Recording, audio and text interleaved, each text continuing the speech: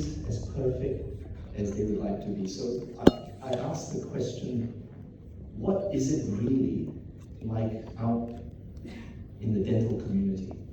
What level can we expect to achieve when we deal with single teeth? Now I'm focusing on single teeth in the aesthetic zone. So by and large, the way we measure aesthetic outcomes is to look at symmetry. So we have a tooth that's replaced, and we compare it to the contralateral tooth. The central incisor is the tooth next door. We look at the color of the tooth, the shape of the tooth. We look at the profile of the soft tissue. We look at the level. We look at the papillae. And all we're trying to do is look at symmetry. How close are we to mimicking the natural situation on the neighboring tooth? So the most common indices are the Furhauser 2005, the pink aesthetic score, the Furhauser, and then the white aesthetic score as looking at the teeth. Yeah. So there are other aesthetic indices around, but these are fundamentally the ones that we looked at.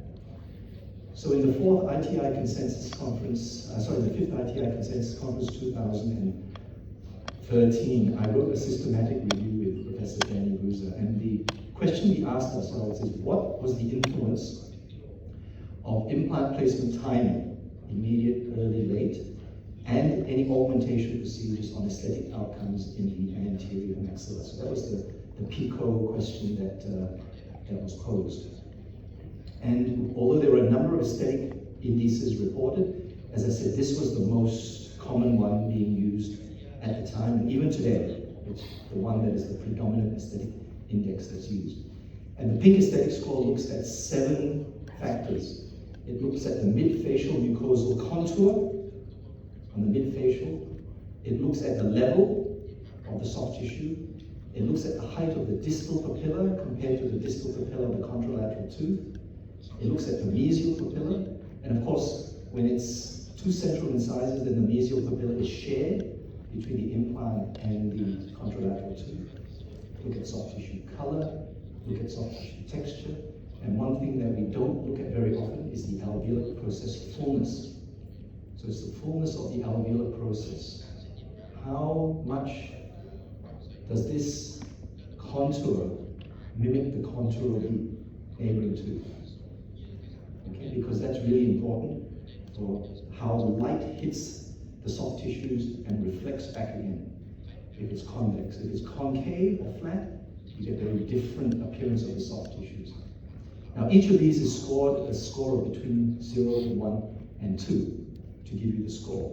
So you can have a maximum score of 14 for aesthetic outcomes. So I take a look at this case of mine, I score this myself. All right, so we have a look at this score here. So I score myself with a mid-facial contour of 1 because it's not perfectly symmetrical with the other 2. The level is good. The papilla is short on the distal. It's short on the mesial. The color is good. Soft tissue texture is good. And the alveolar process fullness is good.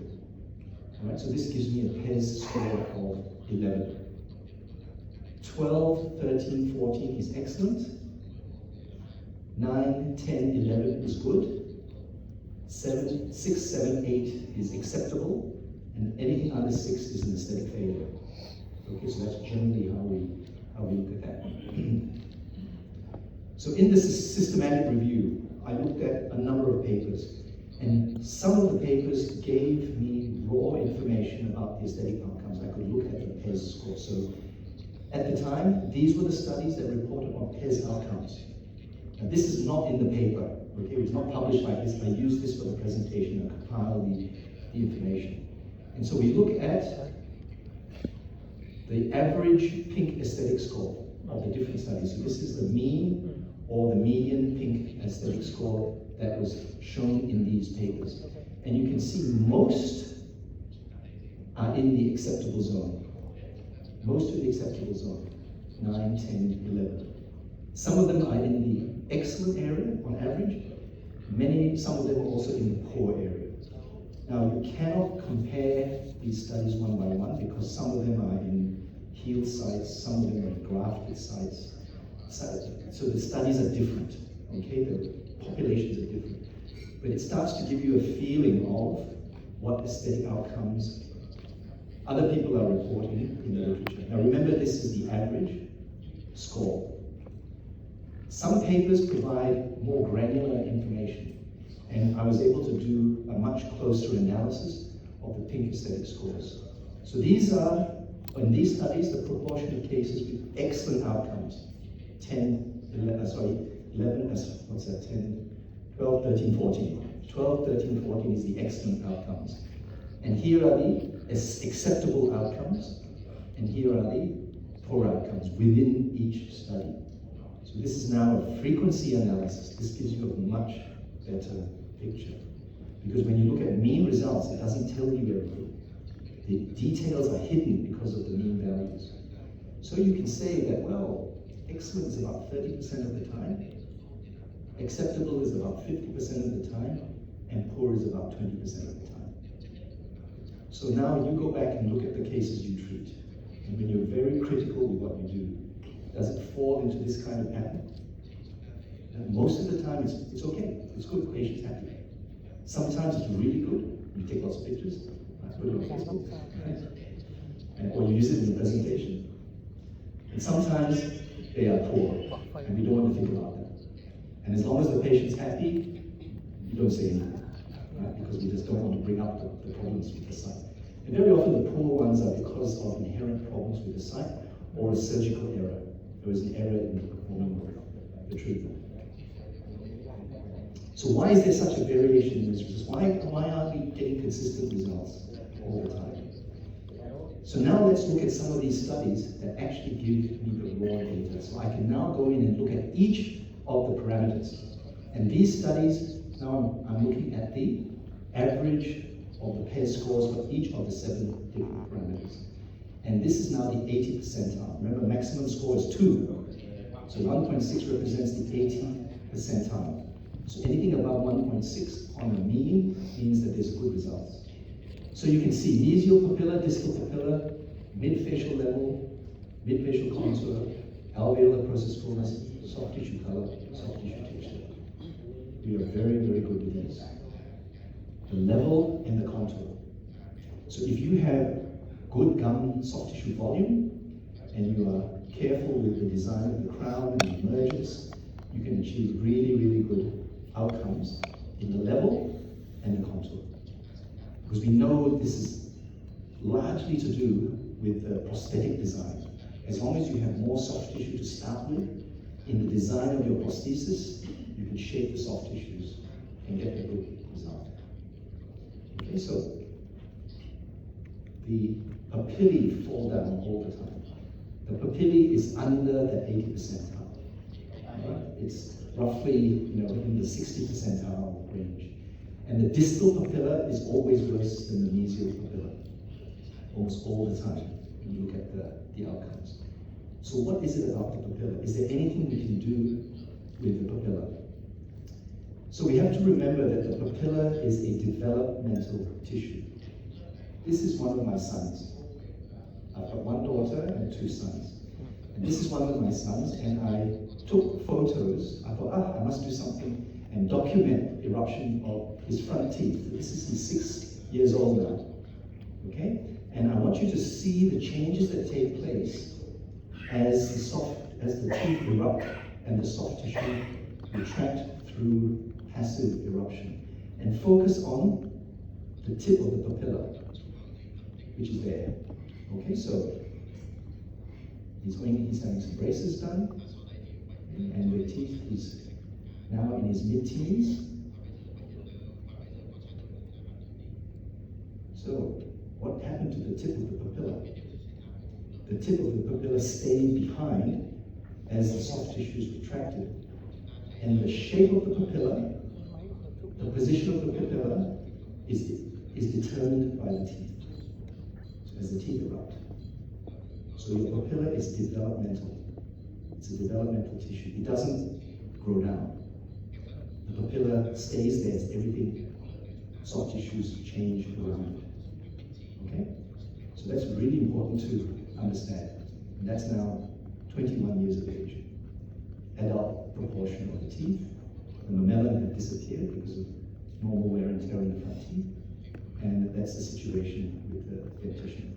So remember, the dental papilla is a developmental tissue. So the papilla is tooth dependent. And if you look at the interdental region between two teeth, then there are the interdental fibers, the collagen fibers, and then there are the deep dentogingival fibers that go into the papilla itself. And when you take out a tooth, let's say we extract this tooth, the collagen fibers are in tension, and the collagen fibers retract back to where it's attached. Like you have a spring, you release it, it pulls back. So it's pulling back to the tooth. And so you can expect everything to change and retract.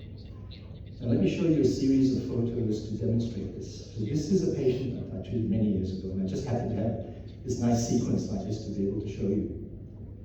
We're taking out this tooth with a flapless extraction for a flapless immediate implant placement. Okay, but that's not important. I just want you to look at the soft tissue changes. Okay, we draw a line for using the right central incisor as the reference, soft tissue margin and the incisal edge, and then we take out the tooth and then place the implant. 20 minutes, right, from extraction, preparation, the immediate implant flaps can be relatively quick. But look at the change in the papilla. Instant change in the papilla. Why? Because the fibers pull back to the tooth. So this is a physiologic change that takes place because now the dentogingival unit, that developmental functional unit, has been disrupted by the extraction of the tooth. And now this papilla belongs to the tooth next door, but in a changed form. So the question I asked Dr. Lam, if we place an immediate provisional crown, can we keep that peak of the papilla and stop it from retracting?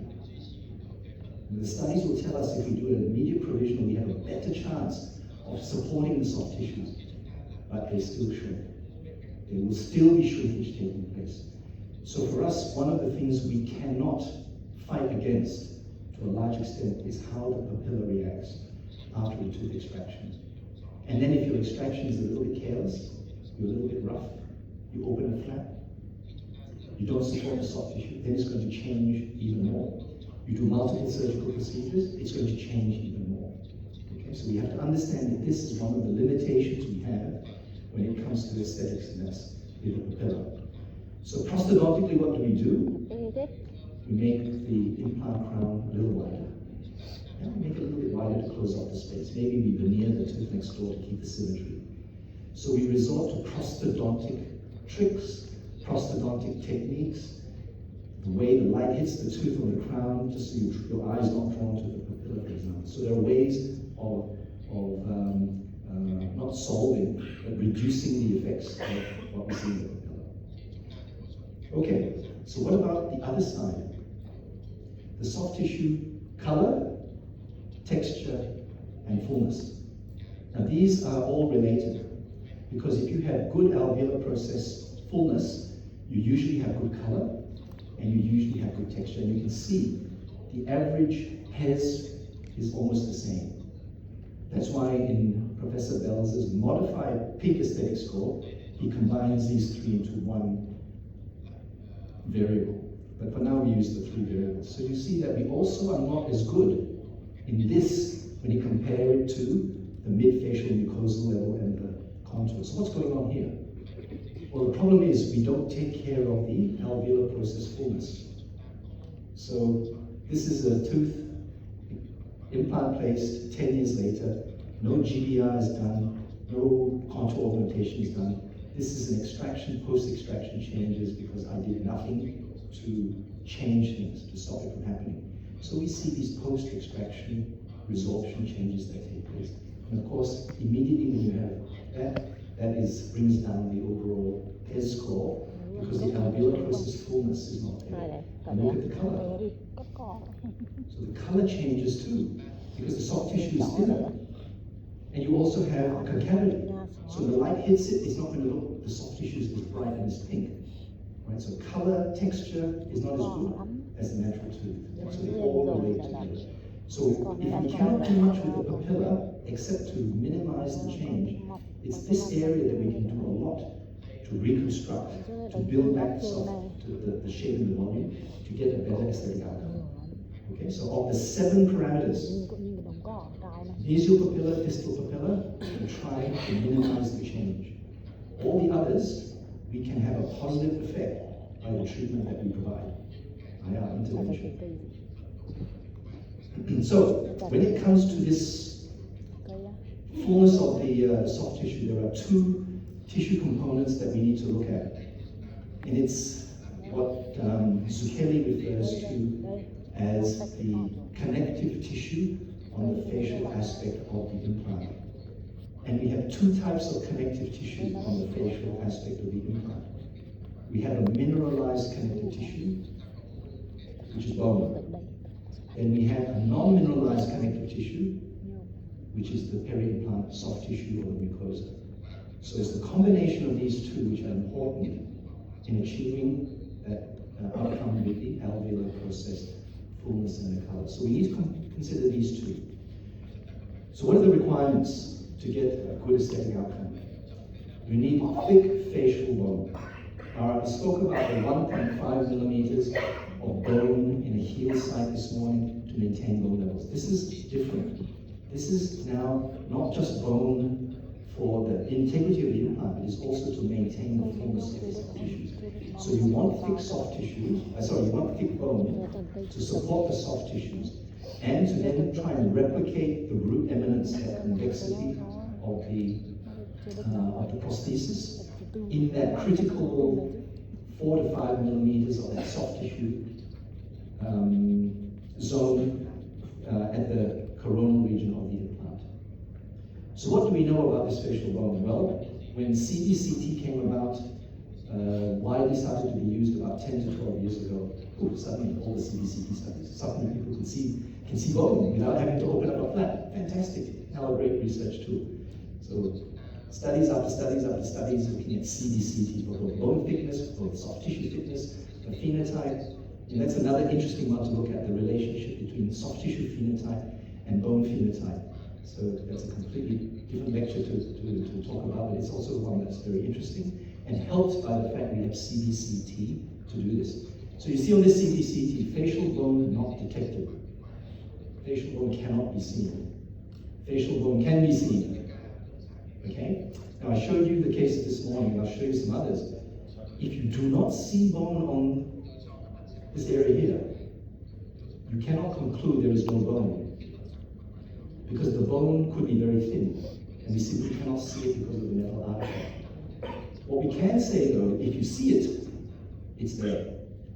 So CBCT facial bone is very specific. Yes, very specific, but it's not sensitive.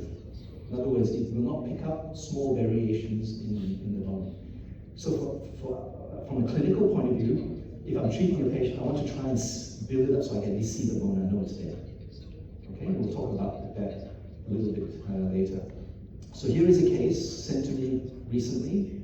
The patient is very unhappy with the color of the soft tissue, not happy with the shape of the soft tissue. So we're now thinking about doing a soft tissue graft, bone graft, or a combination of the 2 to change the concavity to a convexity. Okay, so of course I take a CBCT scan to see what the bone condition is like, and we see no bone. What we see though is thick soft tissue. Right? There is some thickness in the soft tissue, yeah, but there doesn't seem to be any bone. Open up a flap, there is bone. Bone is there. So this was an implant placed into a site. Nothing is done to stop the resorption. So this is one of those, do nothing, graft augment. This is the do nothing, and this is what happens over a period of time. Implants been in place for 10 years. So don't trust CBCT data to say there is no bone. There almost always is bone. Now you have to make a decision. Do you augment this in bone? Do you augment this in soft tissue? So if you're the GBR camp, the Professor Danny Bruce's, you go with bone. If you are the Giovanni Zucchelli, then you augment in soft tissues. I'm kind of in between. I like to have bone and soft tissue, so I try to do both. I don't think one is right or wrong, because this implant is healthy. No problem with the bone support on this implant. The only problem is that it does not have that volume of connective tissue, whether it's mineralized or non-mineralized connective tissue. Okay, so I think this is a concept that we have to start to think about, and it will be addressed in the ITI consensus statements that are coming out this month, talking about the mineralized and the non-mineralized connective tissue for aesthetics.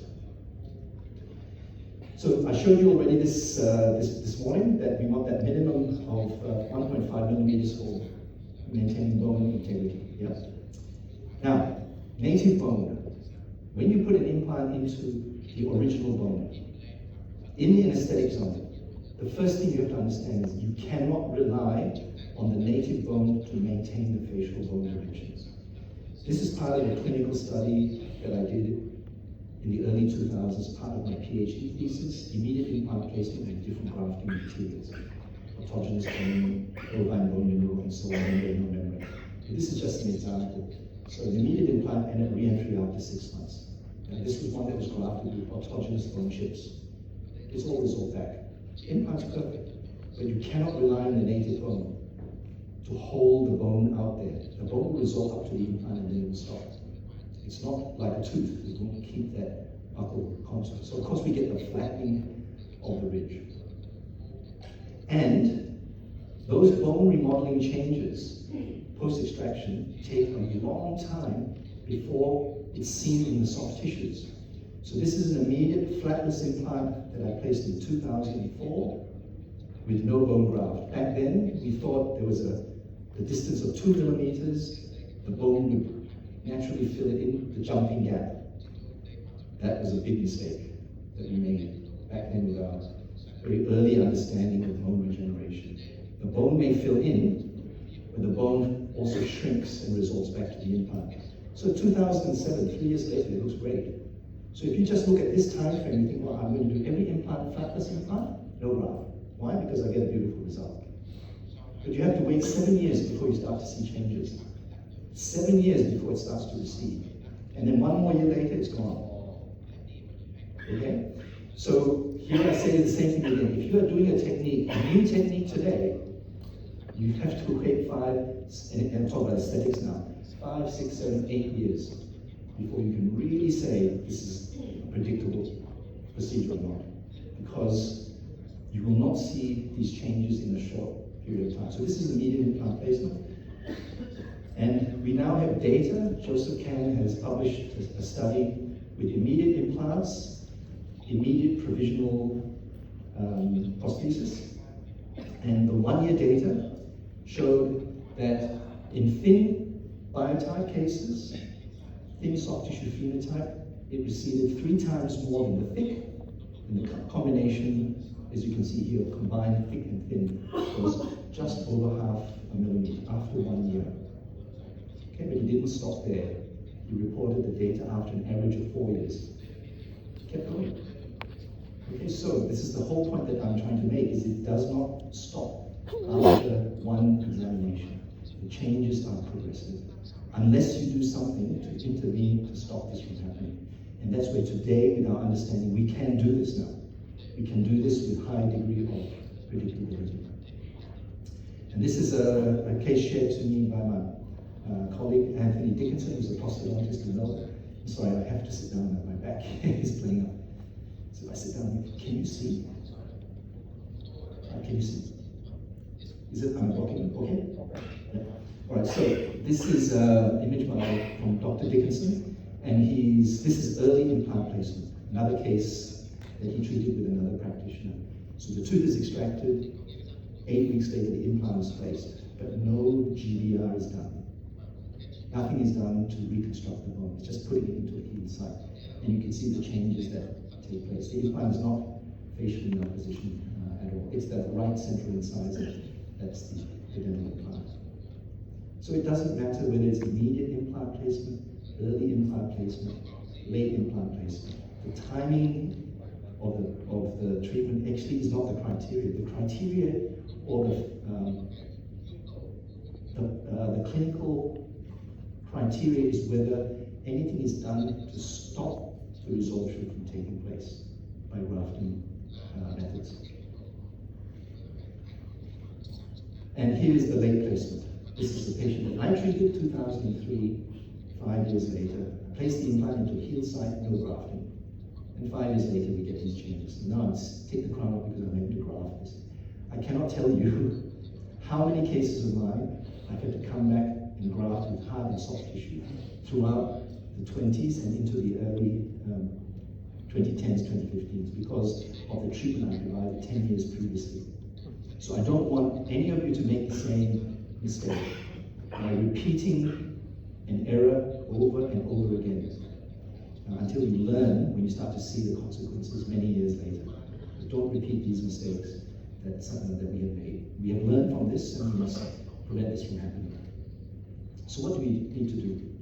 We need to reconstruct the facial bone mold. So if you're talking about bone and you cannot rely on the native bone, you then have to reconstruct it with a biomaterial that does not resorb, that volumetrically will remain stable over a period of time. Okay, so you can see the implant goes in, this bone is thin, will it stay there, will it not stay there?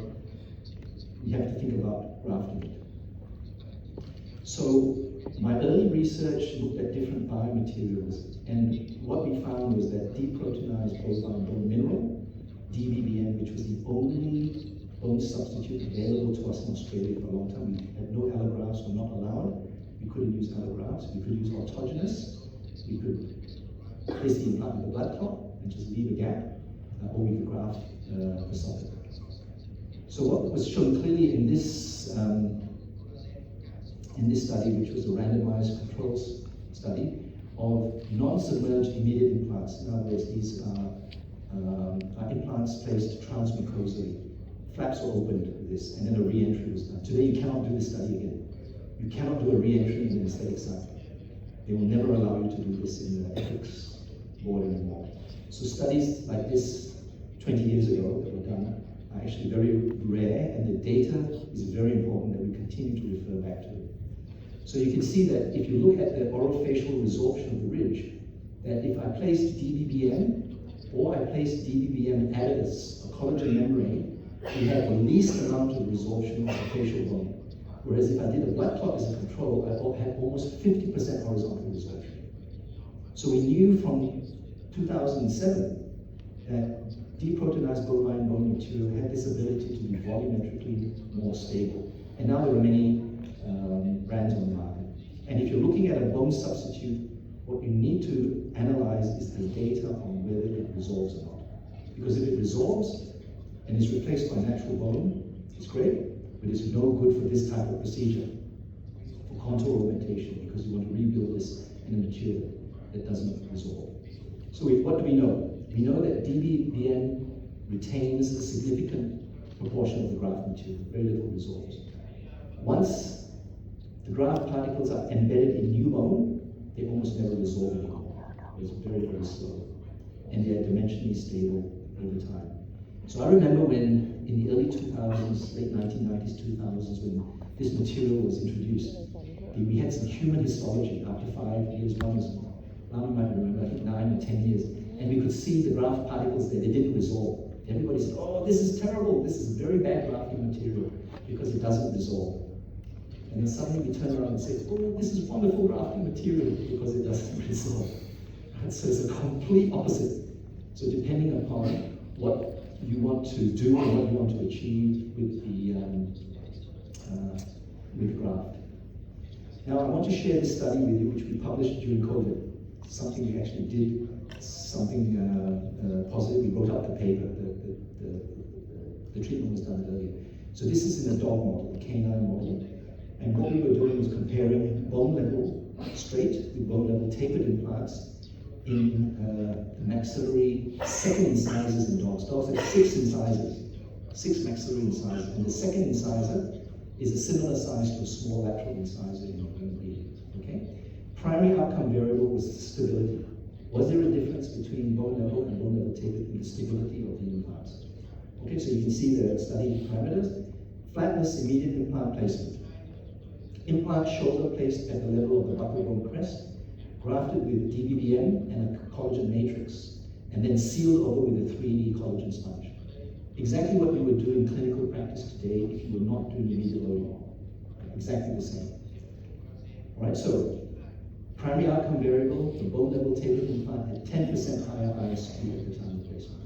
Okay, so the null hypothesis was dismissed, and we say that it's significantly better stability was achieved as measured by ISQ with a tapered design implant. So we know that today. Tapered design implants tend to get better stability in immediate extraction sites. But I showed this study for the histology. So this is one of the tapered implants. And the histology is this is the buccal side, okay? And the green represents the DBBM particles, the graft particles. The bright red is the new woven bone. And what you see here is that you have a completely regenerated, so I'll go back, a completely regenerated facial bone wall. So this is now completely regenerated facial bone wall at the marginal area of the implant. Okay? Now, the original facial bone has resolved by 1.5 millimeters. And remember I showed you that those papers, 1.5 millimeters vertical resorption, exactly the same, very consistent, 1.5 millimeters after flapless extraction. The horizontal resorption, remember the implant was placed 2 millimeters away from the facial bone. Now the newly regenerated crest is 1.5 millimeters. Why? Because we've lost the facial bone.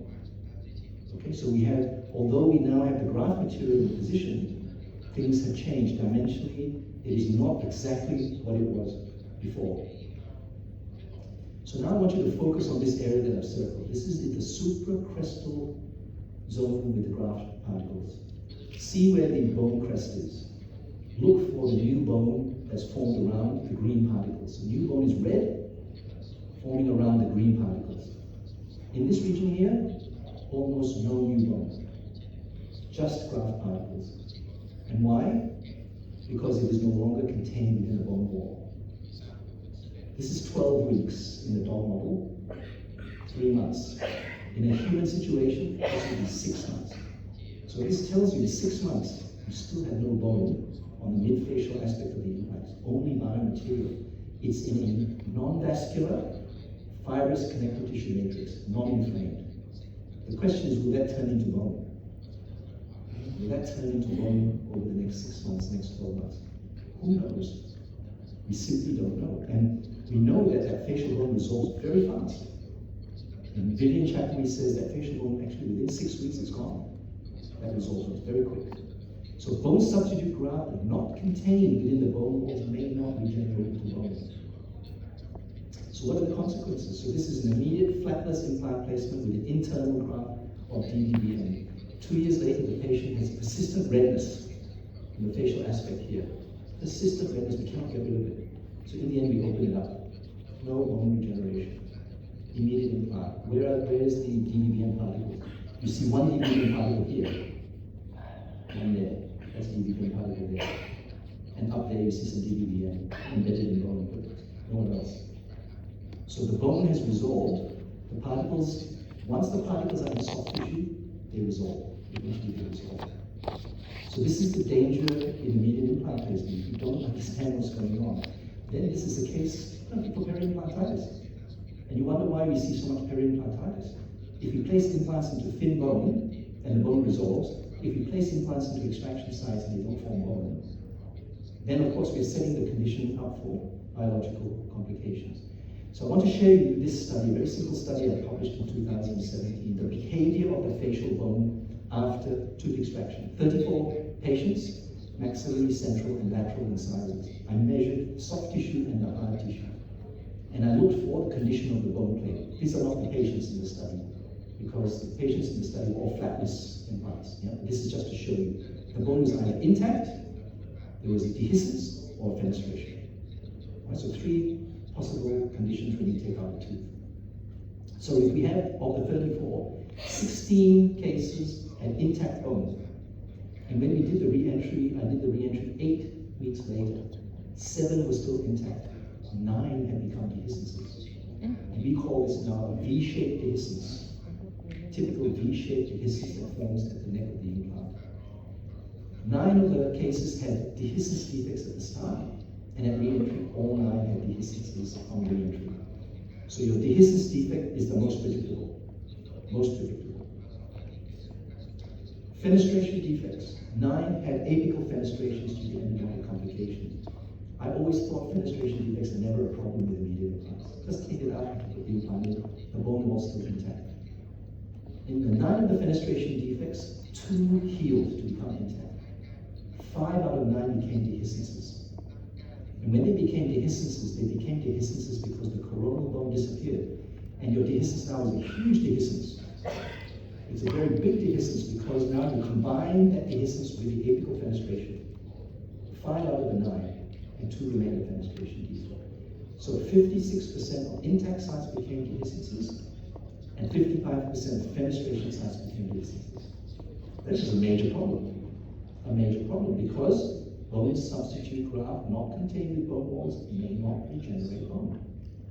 Okay, so we have to understand this. Now we take out a tooth, put it in implant. Do you know what's happening to the buccal bone plate? We have no idea. Even a CBCT is not going to tell you. So we have some really big risks with immediate implants if we don't understand the underlying biology. Now with early implant placement, what we can do is we can rebuild the bone. Because when you take out the tooth, after 8 weeks, the bone resorbs and flattens off. And it flattens off, so now we can rebuild it back to the way it was originally. We don't care about the buccal bone anymore. Doesn't matter whether there's a dehiscence, doesn't matter whether it's intact. We're going to graft over it anyway. Right, so this is the most user-friendly of the treatment approaches when it comes to reconstructing the facial bone. Because you simply reconstruct in a biomaterial right from the beginning. So here's a case. Upper right, obviously the upper right central incisor has to come out, and you can see it's a major resorption case. Now, when I look at CBCTs, what is the most important view for me? It's this axial view. This is the most important view because I can take a measurement of this to see how broad the ridge is and can I get an implant in and maintain bone walls. Remember we talked about bone walls. So now I know if I put an implant in 4 millimeters in diameter, I have 2 to 3 millimeters of the buccal bone still sticking out. That will become my bone walls. And so the implant is still within the confines of the alveolus. And these can be grafted very predictably. So here's 8 weeks after extraction, early implant placement, the typical flattening of the ridge that takes place. Yeah, but we still retain those bone dimensions. Very little change takes place in the proximal because that dimension belongs to the natural tooth. And all that flattening in the middle, we can rebuild with our grafting procedures today. So there's the big dehiscence on the facial aspect after the extraction. The implant is placed with a long dehiscence, but the implant is completely within the confines of the bone. So here is a very old study from 1999, Nicholas Zisman from the University of Zurich. She's a prosthodontist, by the way, but she did a lot of her PhD based on grafting with DBBM and different membranes and so on. So here you see the 3 timing. Type 1 is immediate, type 2 and 3 is early implant placement, type 4 late implant placement. And here are the proportion of no wall, 2 walls, and 3 walls. So with type 1 placement, you have a small number of cases with no walls, but a maximum number of cases in type 4. So completely healed ridge has a higher chance of having no walls. Whereas 2 wall defects are shared between immediate and early, and you almost never find a 2 wall defect in the healed side. Right? And then a 3 wall, in those intact bone walls in the extraction socket, is best encountered with immediate implant placement, not so much with early implant placement and late placement. And then she examined the corresponding regenerative potential. As the number of bone walls decreases, the predictability of the regeneration volume decreases. So this study clearly demonstrates that bone walls are critical in determining how successful the GBR outcome is. So here's the same case now. Here's the same case. So you can see the implant from the occlusal point of view. It's in the bone confines. And the first thing that we do with the GBR procedure is you graft any exposed part of the implant with autogenous bone chips. because that will integrate very fast onto your implant. Now, I'm not talking about the bone that comes out of the drill, soft, like sawdust. I'm talking about big bone chips. So what I do is I chip away the anterior nasal spine, the surface of the bone, and I get large bone chips because these will integrate very rapidly. Because you want natural bone on the implant. And then you overlay that with your biomaterial membrane, and then you complete the GBR procedure, right? And that's the reconstruction of the shape of the ribs. Yeah, this is a 5-year outcome with the GBR procedure. Papillae are looking good. The papillae are still looking good. And do you know why? I'll show you. You see the papillae on the palatal side? I do not raise the palatal flap. I leave the palatal tissues attached, and I try and find the mid-palatal bone just to know where it is, but so I don't disturb the blood supply coming from the palate. And then when the flap is closed, we make sure we suture very closely the papillae of the buccal flap to the lingual flap. And this way you can minimize the shrinkage of the soft tissues. Okay? And the CBCT showing thick facial bone and the bone coronal to the implant shoulder. This is what we want to find every time. I'll come back to that in a moment. So, number 3 was we need to reconstruct the facial bone thickness, either immediate or with early implant placement. That's the primary outcome. Then we want to reconstruct the facial bone so that it is now coronal to the implant abutment interface. So you see here, the dotted line is the shoulder of the implant. The bone peak is coronal. It's built coronal, and then you have the soft tissue, biological increases, which is another 3 millimeters. Okay? So now you have biologically sound, final soft tissue, hard bone relationships. And so this is what the angle treatment should be for every case you do. And here's a study that our group published with one of our postgraduate students looking at immediate implants submerged versus transmucosal healing, once again in the second incisor model. We published this in 2014. So you see the histology for the submerged, transmucosal. The red arrows are the facial or the buccal side. And there was no difference between groups in terms of the bone regenerative potential. So non-submerged is blue, red or pink is the submerged, and I superimposed the two. So the shape of regeneration looked the same. But when we looked at the histology, that 1/3 of the implants didn't regenerate bone to the crest of the implant. Okay, so we failed to regenerate bone height, irrespective of whether it was submerged or non-submerged healing. And this has everything to do with how rapidly that facial bone resolves with an immediate implant. Okay, and I'll come back to that later. So we have to understand that in an immediate implant site, the thin bone is the one that's at risk, because thin bone will resolve vertically 3 times more on average than thick bone. The problem, of course, is most of the time in practice we only find thin bone. You almost never see thick bone in the maxillary anterior region. And therefore, one way to mitigate this is with immediate implant placement. What I try to do is I place the shoulder of the implant, when the bone is intact, I place the shoulder of the implant under the bone crest by 0.5 to 1 millimeter to compensate for that 1 to 1.5 millimeters of resorption that's going to take place. And the thinner the bone, the greater the risk, as I already mentioned. Now there's new data now to show the importance of the gap width in a paper published by Bob Levine in 2022.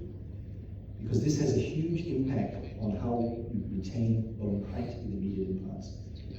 So this was a CBCT study, a retrospective study, looking at the outcomes. So in 41 patients, 17 of them had a buccal bone gap of 2 millimeters or less.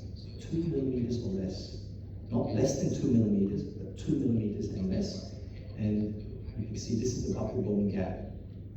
And all these implants are implants placed with intact bone, flapless placement, and immediate provisional provisionalization. And 34 sites had a upper gap greater than 2 millimeters in dimension. And all of them were grafted with DDBM.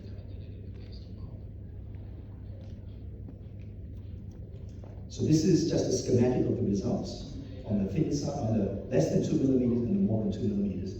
So where the upper gap was more than 2 millimeters, the residual CBCT bone was 1.7 millimeters in thickness. And on the less than 2 millimeters or less, it was 0.5. And once again, it doesn't mean there was no bone there, but it was probably very thin and couldn't be seen on the CBCT. And importantly, the bone height was coronal to the implant abutment interface on the wide gap compared to the narrow gap. I used to think 2 millimeters was wide, but 2 millimeters is not wide enough. You actually have to have more than 2 millimeters, because what you want is the biomaterial to completely occupy that space, a provisional matrix to form, and all that to regenerate into bone. And if it's too thin, it won't happen. You need the bone thickness for the blood clot to form in the DBBM material. So now we're starting to understand that these dimensions become very important. So with immediate implants, and if you want good bone height, more than 2 millimeters of space. Okay, if you want to have a better chance of retaining the buccal bone thickness. So more than 2 millimeters between the implant platform at the shoulder and the inner surface of the facial bone wall with immediate implants. Okay, with intact facial bone.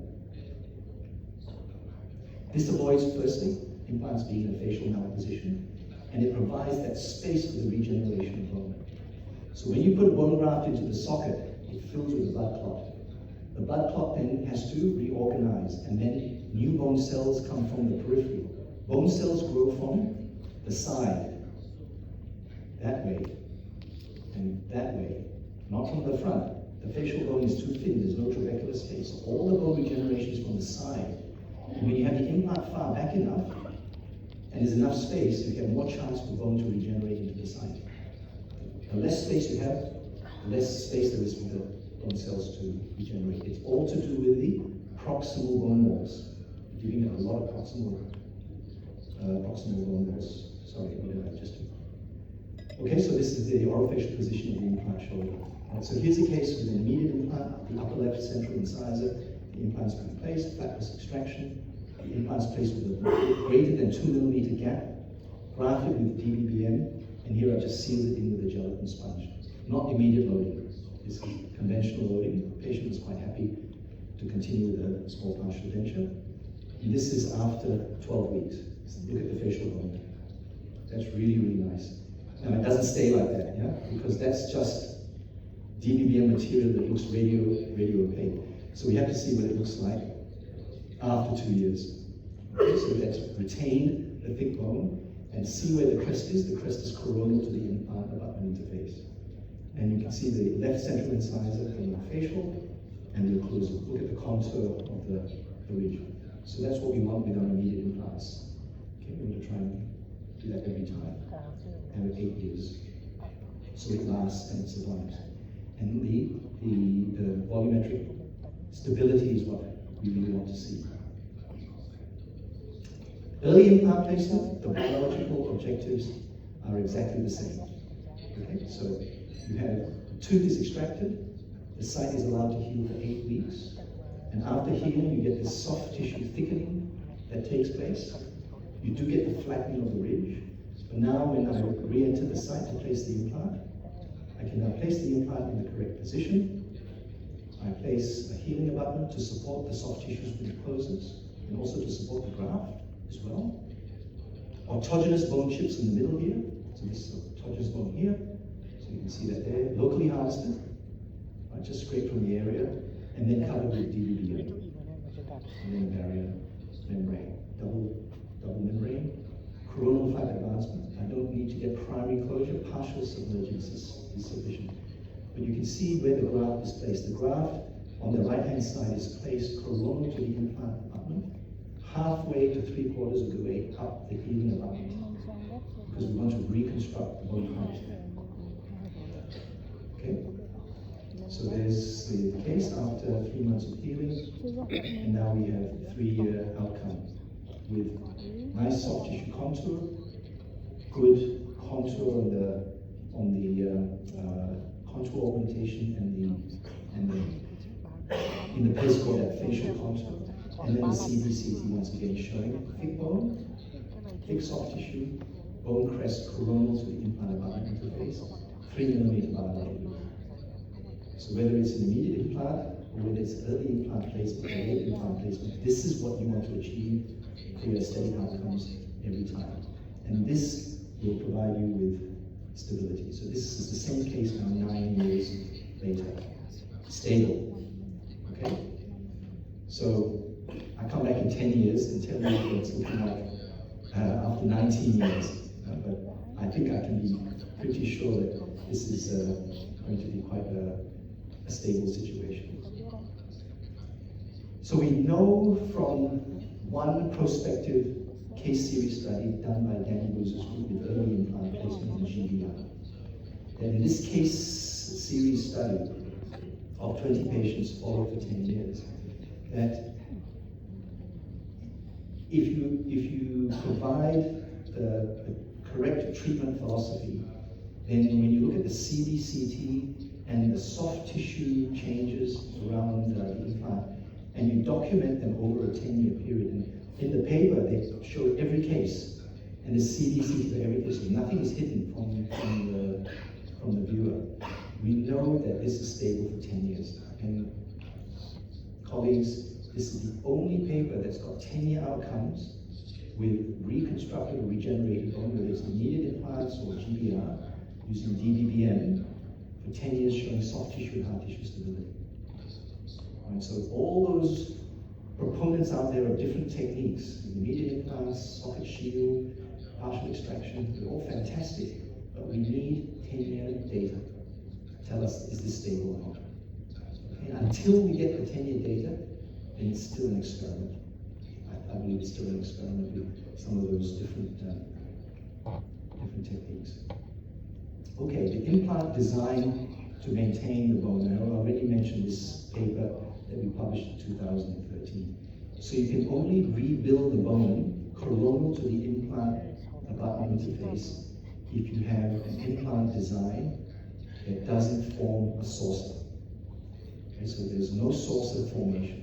So it needs to maintain the bone. And what we need is one, an implant with internal conical abutment, and that is tapered.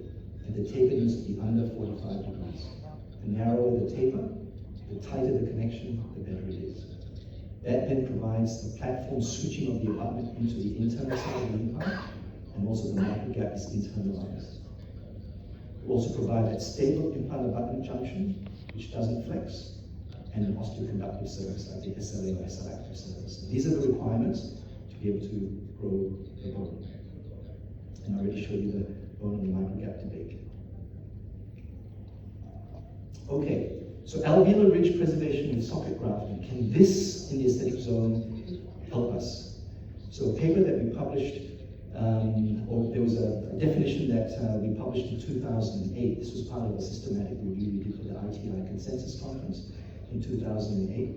And I think it's still a good definition today. So people call it alveolar ridge preservation, ARP, or sometimes we refer to now simply as socket grafting, because we know we actually don't preserve the ridge. It does still resolve. But it's a procedure undertaken at the time of or soon following extraction designed to minimize the external resorption and maximize the bone for the subsequent placement of the implant within the socket. Okay? So it doesn't have to be done straight after the extraction. Sometimes you have pathology, you need to come back at a later time, but you can still do the same procedure. So this is a paper, another paper we published during COVID. So the treatment was performed a couple of years earlier, and we wrote it up. So what I was doing was saying, okay, everyone's talking about grafting into the sockets, and I know lots of my colleagues are grafting sockets in aesthetic areas because they believe it gives them better bone volume for an implant. Okay, if I take out a tooth and I do early implant placement, I come in at 8 weeks, yeah? And then I wait 3 months and reload. So case is done in 2 months, 3 months, 5 months. If I do socket grafting, they say wait 3 or 4 months, then place the implant, wait another 3 months. Now we're looking at 6, 7, 8 months of treatment. So what I wanted to do was to push the envelope and see if by grafting the sockets, I could come back at 8 weeks for early implant placement at the same time frame for early implant placement. And that means the timing is no longer a factor, because the timing is the same with the two techniques. The only difference in the outcomes. And I was able to do this because there was some histological data in animal studies and one clinical study which said, yes, you can do this at 8 weeks. Okay? So it wasn't something completely new. But the study design was different. So what I chose to do was to take 10 consecutively treated patients, maxillary central incisors, only one tooth type, maxillary central incisors, grafted the socket with DBBM in a collagen matrix. So it's embedded in collagen, and then sealed it with a collagen, porcine collagen sponge. And then re-entry 8 weeks later, early implant placement. So here is one of the cases. What you see here is the tooth undergoing resorption.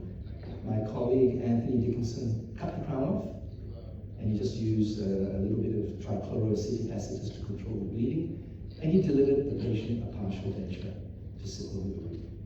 So then the patient comes to me for the treatment.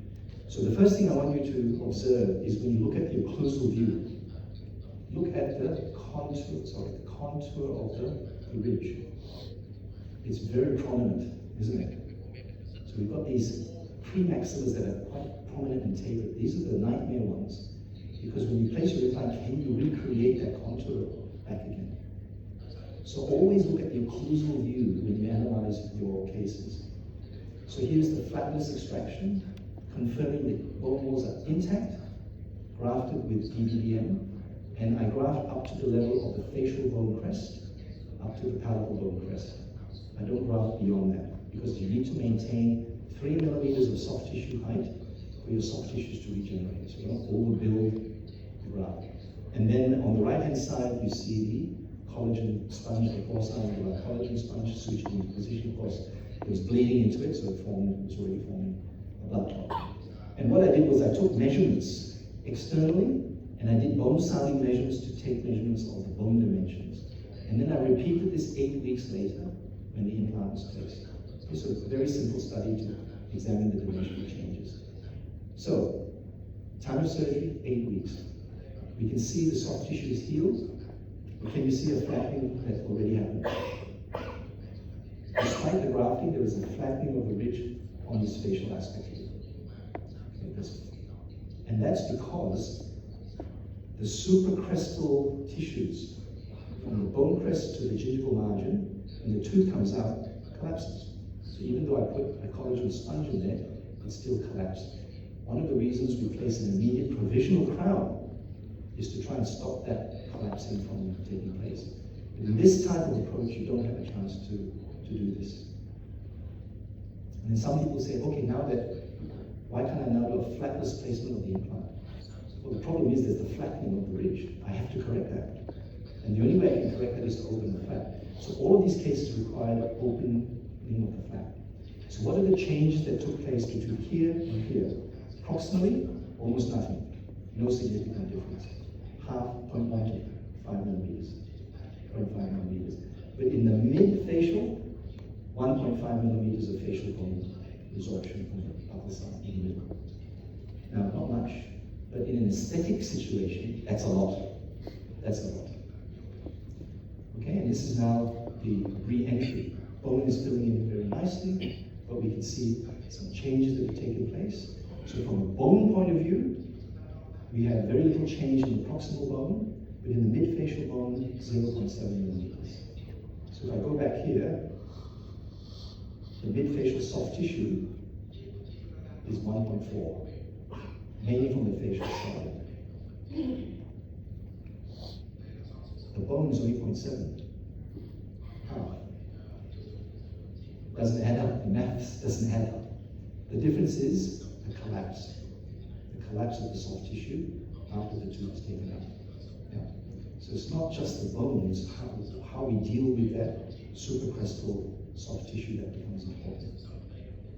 And have a look at the vertical change. So the grafting did not stop the vertical resorption in the mid-facial region. No significant change in the proximals, but we have that 1 to 1.5 millimeters in the vertical plane. Consistently happens every time. Every study looked at 1.2, 1.3, 1.5, even with the graft. So we have a problem because the graft does not stop the facial bone from resolving. And when the facial bone resolves, the graft is no longer contained. So here are the CBCT analysis that I did. You saw that the change in the orofacial width, everything changed horizontally, and there was a volumetric change in the cross-sectional area of about 10 to 12%, mostly in the coronal area. So alveolar ridge preservation does not preserve the alveolar ridge. That's why it's the wrong terminology to use. So I don't use that term now. I say it's a socket graft at the time of extraction, and we do that to minimize the resorption. We know it's still going to change, but we then have to deal with it later. Okay, so let's have a look at the same case now. So now I've opened the flap at 8 weeks, and now I'm placing the implant. And yes, I can drill into it. The graft material does not scatter because it was embedded in the collagen matrix. Much, much better to handle a particulate graft. So DBBM and collagen matrix, clinically, it was much better to handle. And you can see it's maintained some nice thickness of the bone on the facial aspect, but not in this critical area here. The critical area here is where I need the support. And that bone is missing. So what I had to do in every case, in all 10 cases, I had to do another graft. I had to do another graft and build up the contour and the height second time. Okay? So now I ask the question, if I had just taken out the tooth and come back 8 weeks later, I only need to open up one bottle of graft material. Now I open up one packet at the extraction, and now I come back, I open up another packet. Doesn't make sense. So to me, it doesn't make sense in most cases to do a socket graft in situations where I know I'm going to come back 8 weeks later and need a graft. So we go through the GBR procedure once again. Okay, I'll just quickly go through this. So there's the results. And once again, looking at the occlusal view, there is some flattening. You can see some flattening is taking place here. Yeah. And on the PES score, this will be 1. It's not perfect in terms of the reconstruction. So even with 2 grafts, I'm not been able to build it right out of it. This is 2 years, and you can see very high smile line, very high aesthetic command. Okay, but it's looking clinically quite reasonable. So, socket grafts will reduce but not eliminate the horizontal and vertical resorption of the ridge. And why is this? We place our graft into the socket, and we cannot influence the resorption of that facial bone. That bone will disappear. And you have the bone disappearing and then the collapse of the soft tissue as well. Okay, so we have to rethink this whole strategy of socket grafting in aesthetic areas. If you're not going to come back for 6 months because the patient is traveling or COVID interrupted things, yes, I think it's very important to graft the socket. But if you know you're scheduling the time 8 weeks later, I cannot see really a major advantage in grafting the socket in most cases. So now we move on to the soft tissues. So I spoke at length about the bone and the thickness of the bone that we need to recreate. What about the thickness of the soft tissues? Well, we need a minimum 2 millimeters thickness of marginal soft tissues. Thickness, orofacially. Why? Because if we get any inflammation at the junction between the implant and the abutment, and this is Verhoek's observation in 1976. So you have to remember this is on external hexed implants where you always get a microgap issue. It said if you have the thickness of the soft tissues more than 2 millimeters, that's greater than the inflammatory infiltrate. And therefore, you don't end up with a fistula. Instead of a fistula, you get infection, you get pus coming through, the infection coming through. So, this is the rationale back then. It makes thick soft tissue so that when it gets infected, it comes through the gums and not through the hole in the gum. It kind of doesn't make sense. But today, I think the same argument applies. If you have thick soft tissue, then you're going to get much better chance of resisting any mucositis that might occur around your aesthetic implants. And the other reason we need a thick soft tissue is to mask the metallic show through. So if you've got more than 2 millimeters, then you're going to mask any metal that's under the soft tissues, provided the implant is not in the facial malposition. And we know we need thick tissues to prevent recession. Okay, so irrespective of the bone, we need the thick soft tissue. So remember,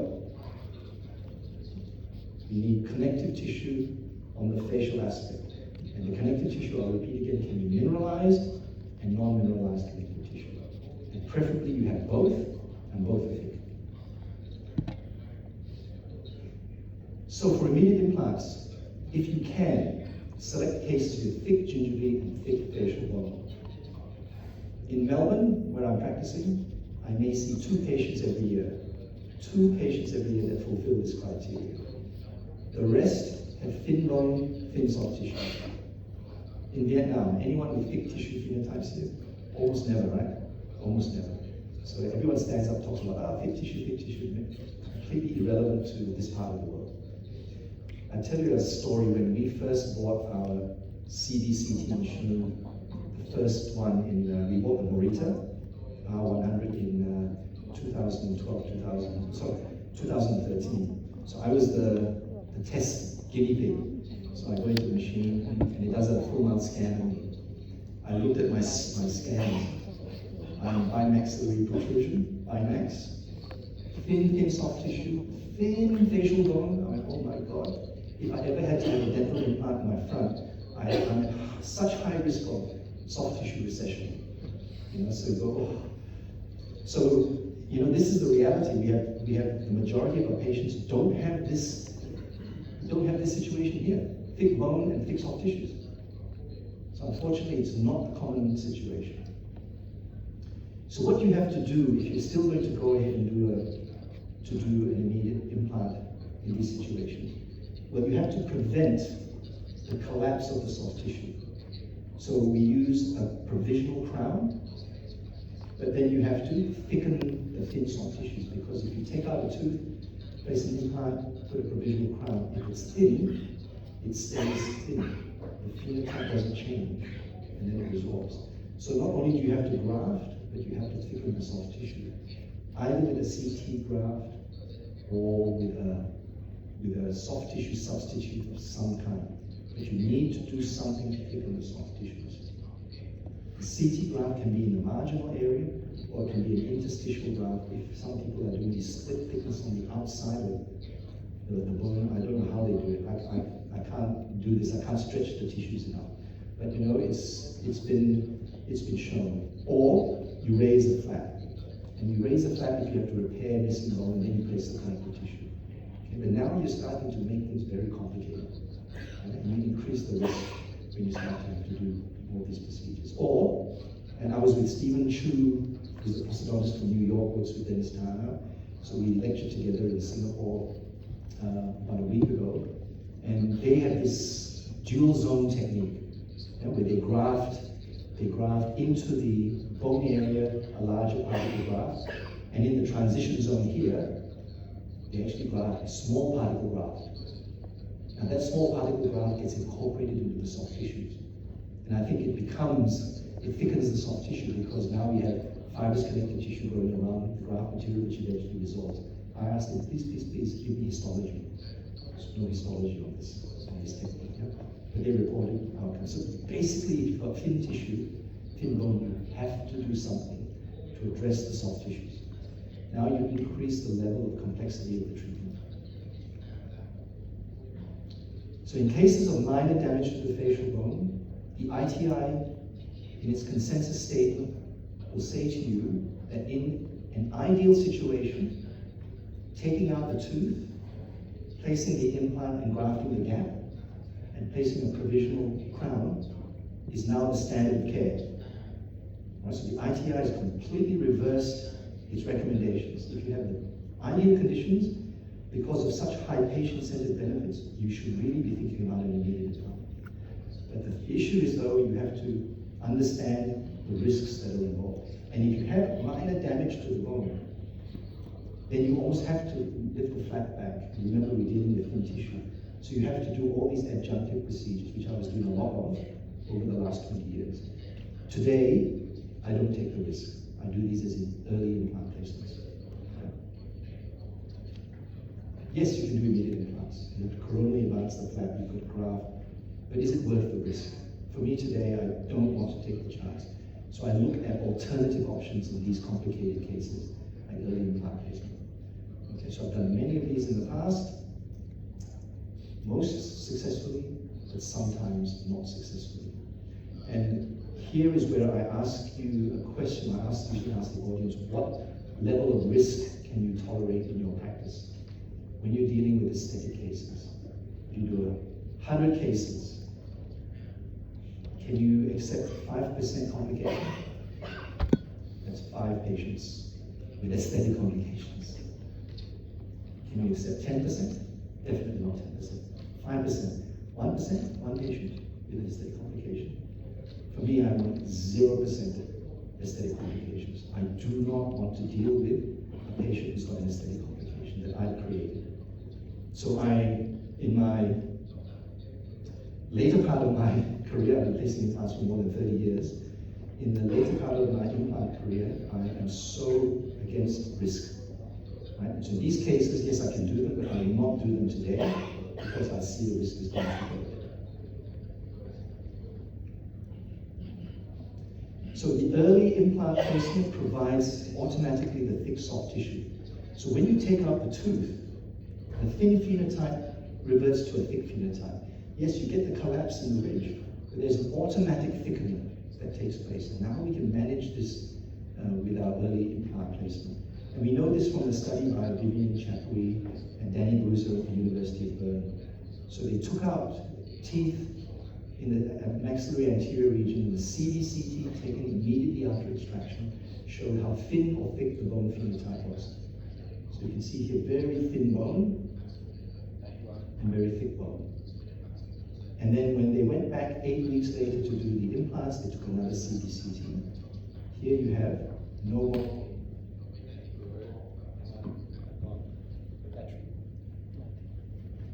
So can you turn this one off?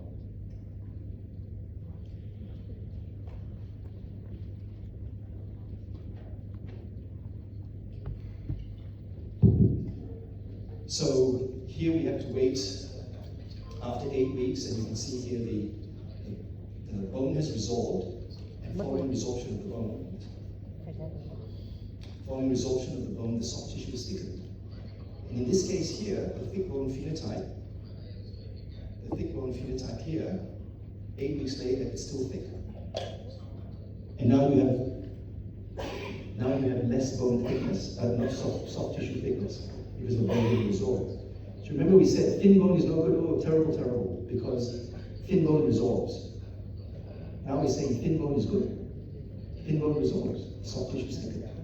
If I have thick bone, then in fact I don't get as much soft tissue thickness. So if you turn it around, you now work to your advantage.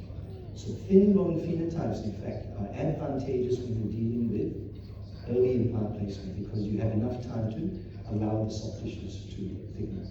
Also, most of the teeth I take out have infection. Rarely are they perfectly pristine teeth. There's something wrong with the tooth. Apical infection, vertical root fracture.